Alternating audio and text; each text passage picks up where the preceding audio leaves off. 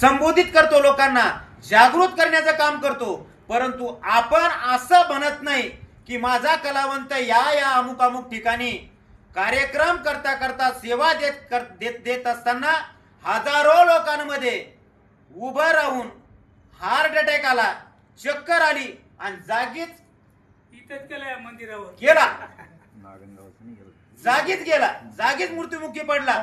आमच्या कलावंतांना काहीतरी विम्याचं संरक्षण आम्हाला देण्यात यावं असं आपण कधी मागितलं का? कधी आपण जर आपण प्रत्येक ठिकाणी जसं आपण समाज जागृती करतो तशी जर आपल्यासाठी आपण जर का प्रत्येक स्टेजवरून जर का असं जर कधी जर बोललो तर कोणाला उपोषण करायचं काम पडणार नाही, आंदोलन करायचं काम पडणार नाही. कारण का? आपल्यामध्ये आपली जागृती करणं गरजेची आणि तीच एकमेव जागृती आपण कुठेच करत नाही. आपल्यासाठी आपण कधी भांडलो नाही आणि आपल्यासाठी आपण कधी जागृत राहिलो नाही. आणि जेव्हा आपला वय कलेच्या माध्यमातून कमवण्याचं असतं त्यावेळेस आपण कला सादर करून कमवतो, याच्याकडे कोणीच लक्ष देत नाही. आणि त्याच्यानंतर जेव्हा वय होते तेव्हा आपल्याला शासन दिसते की बाबा राजर्षी शाहू महाराज सन्मान मानधन कलावंत ज्येष्ठ मानधन कलावंत जी काही योजना आहे त्या योजनेचं तेव्हा आपल्याला आठवते की नाही आता माझं 50 वर्ष पूर्ण झाले, मला तो अर्ज करणं गरजेचं आहे. परंतु जर का आपल्याला सुलभ रित्या आता गोंधळ पार्टीमध्ये वेगवेगळ्या ठिकाणी, गोंधळामध्येच नाही तर वेगवेगळ्या ठिकाणी नृत्य कला हे प्रत्येक कार्यक्रमामध्ये सादर केले जाते. जर एखादी स्त्री किंवा पुरुष स्त्रीचा वेशभूषा करतो, आपली जी काही मिशा आहे त्या मिशा काढतो, मिशा काढून पूर्णपणे स्त्रीला लाजवेल असा पार्ट तो घेतो, लोकांसमोर जातो, स्टेजवर उभा राहतो आणि जेव्हा आपली अदाकारी कलेच्या माध्यमातून आपले पाय थिरकवतो त्यावेळेस खाली बसलेली संपूर्ण जी काही जनता आहे ती शिट्ट्या आणि टाळ्या ह्या वाजवून त्या कलावंताचं स्वागत करतात. मग त्या ठिकाणी सहजच ती कला सादर केल्या जाते, आस्वाद मिळतो. परंतु कुठपर्यंत? जोपर्यंत त्याचं जे पोट आहे ते पोट सवान आहे, त्याच्या चेहऱ्यावरची जी काही हावभाव आहे, त्याच्या चेहऱ्यावर जे हास्य आहे ते हास्य जोपर्यंत त्याच्या चेहऱ्यावर आहे तोपर्यंत तो चांगल्या प्रकारे कला सादर करू शकतो. ती स्त्री असो किंवा पुरुष. वयाच्या 30व्या 32व्या वर्षापर्यंत एक नृत्य आणि एक वेशभूषा धारण केलेला जी काही मुरळी आहे, जी स्त्री आहे ती चांगल्या प्रकारे आपलं जे काही नृत्याचं जे काही कला आहे ती चांगल्या प्रकारे ती सादर करत असते.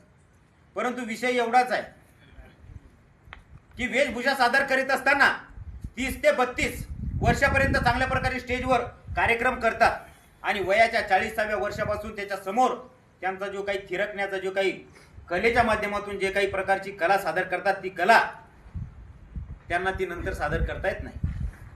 मग हे काही जे काही मानधन जे काही कलावंतांचं जे काही मानधन आहे ते वयाच्या 40व्या वर्षापासून कलावंतांना पाहिजे. आता पहिले मृत्यू जर येत होता तर अगोदर केस ढवळे होत होते, डोळ्यानं दिसत नव्हतं, दात पडून जात होते, असं मृत्यू आपल्याला संकेत देत होता. परंतु आता मृत्यू कोणालाच संकेत देत नाही. चालता चालता माणूस चक्कर येऊन पडतो आणि मरतो.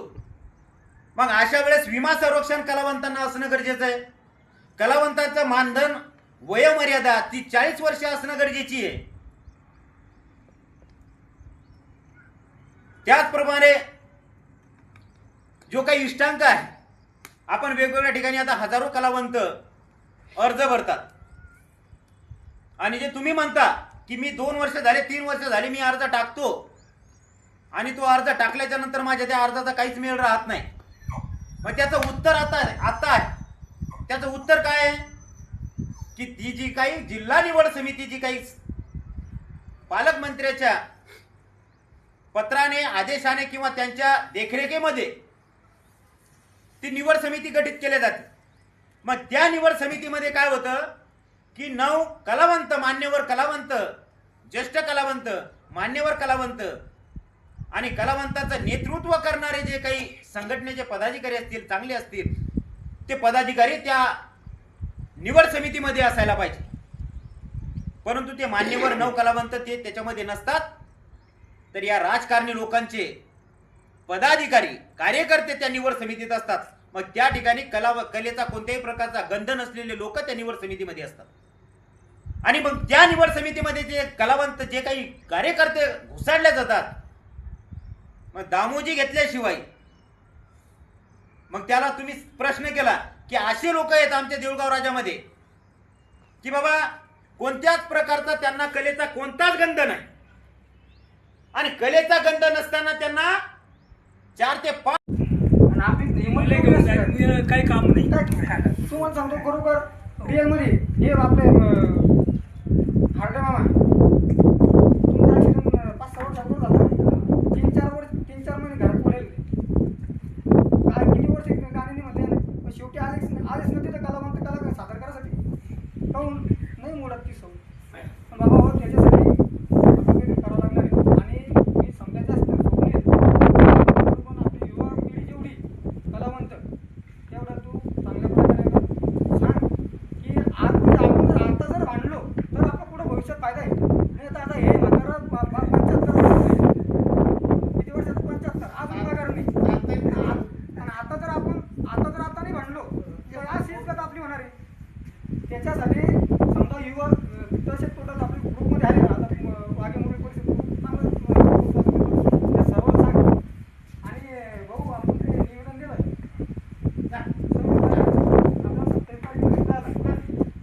असे शेलार साहेबांचा विकल्यानंतर आपल्या ताई ओढून गेली.